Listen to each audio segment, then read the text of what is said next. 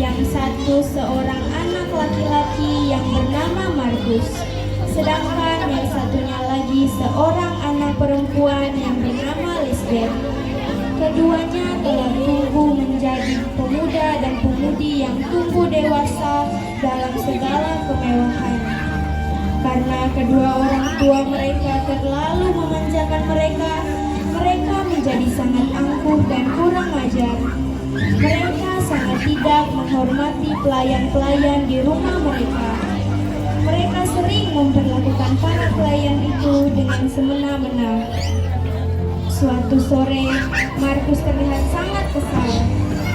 Ia merasa kesal kepada pelayan yang tidak mempersiapkan makan sore untuknya.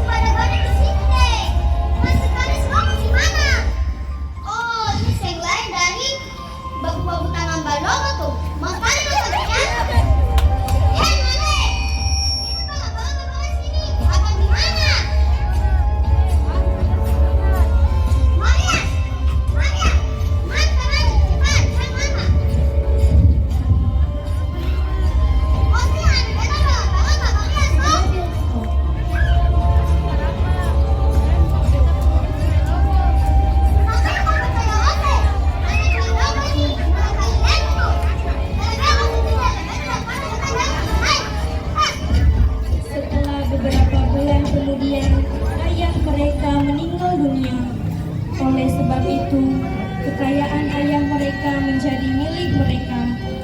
Mereka bertambah angkuh dan kurang ajar. Karena tidak tahan dengan kelakuan Lisbeth dan Markus yang semakin menjadi, Christina dan Maria beserta pelayan lainnya memutuskan untuk tidak bekerja lagi di rumah itu.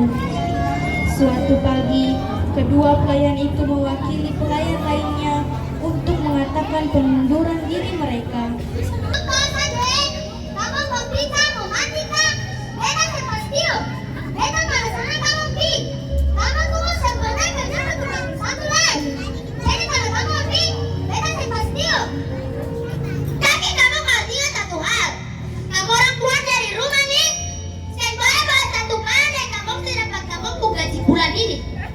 Para pelayan pun meninggalkan rumah itu.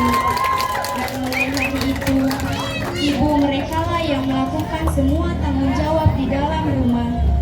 Dari menyapu sampai mencuci baju, ibu mereka lah yang mengerjakan semua itu. Suatu sore, Lisbeth sedang duduk di ruang tamu sambil mengawasi ibunya yang sedang mengepel lantai.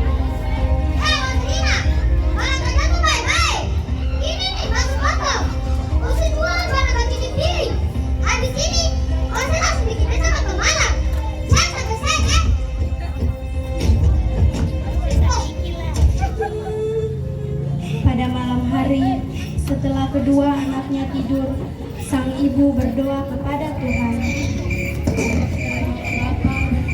Bisa jadi anak-anak yang dengan rekanan yang terpilih dan berjalan di ketuaan berjalan. Amin. Markus dan Lisbeth bangun tidur. Mereka lalu menemukan meja makan yang dalam keadaan kosong dan yang ada hanya panci kosong di atas kompor.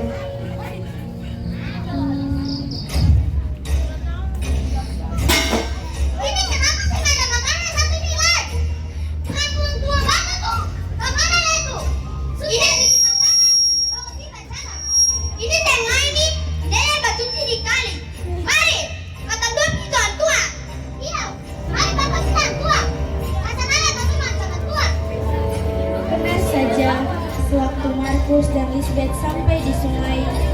mereka melihat sang ibu sedang mencuci banyak pakaian di sungai.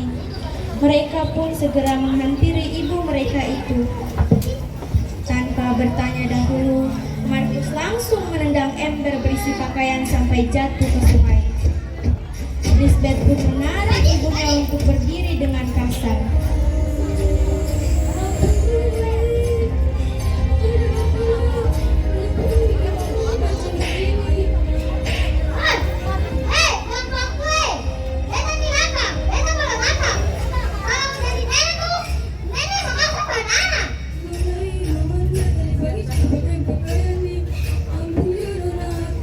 Tanpa memperdulikan ibunya, Lisbeth terus memukul ibunya. Namun, tiba-tiba ada seorang keluarga yang lewat dan melihat kelakuan Lisbeth dan Markus kepada ibu mereka. Hei, anak-anak, kamu paling kurang ajar. Masa kamu bisa bikin kami pulang macam begitu? Hei, perempuan, jangan usah bawa urusan ini. Lihat kamu pulang ke sana. Kalau kamu sepatumu, diam sudah. Yang penting beta sembilan mereka mau. Nanti lihat saja. Kamu akan dapat kami kurang ajar. Kamu sekurang ajar kamu kurang ajar. Apa sih? Tante Poppy yang telah diusir oleh Lisbeth pun segera meninggalkan tempat itu. Sementara itu, Lisbeth kembali memukul ibunya, sedangkan Markus hanya berdiri sambil melipat tangannya, menyaksikan ibunya yang dipukuli adiknya. Sampai akhirnya, Lisbeth mendorong ibunya dengan keras ke tanah. Tiba-tiba, ibu mereka yang sudah lemah itu berhenti menangis. Lalu dengan suara yang pelan, ibu mereka berkata,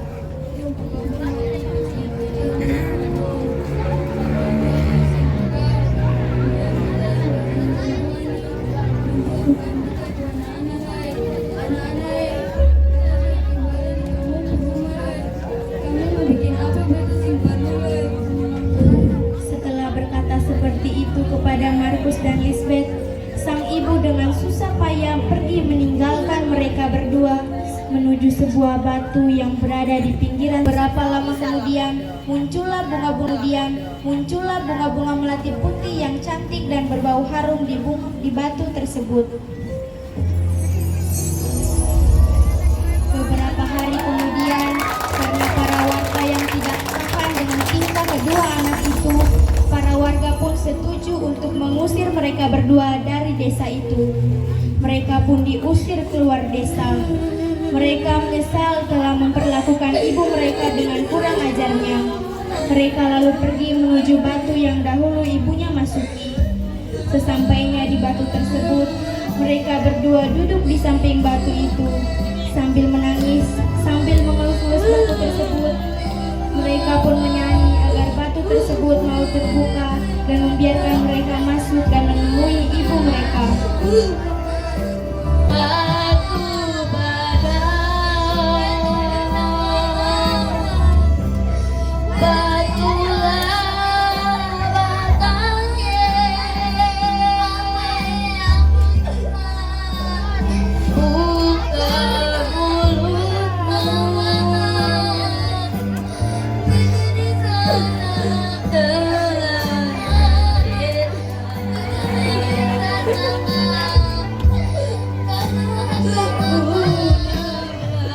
Mereka berdua terus menyanyi, tapi apa daya, batu tersebut telah tertutup selamanya.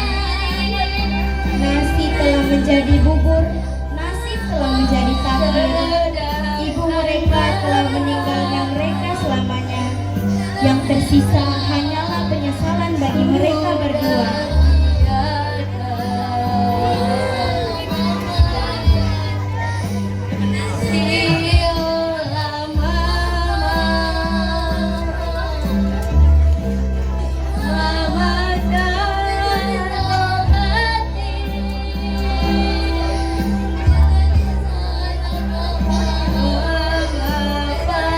Moral untuk kita semua sebagai anak, hendaklah kita menghormati orang tua kita, terlebih kepada ibu kita, karena surga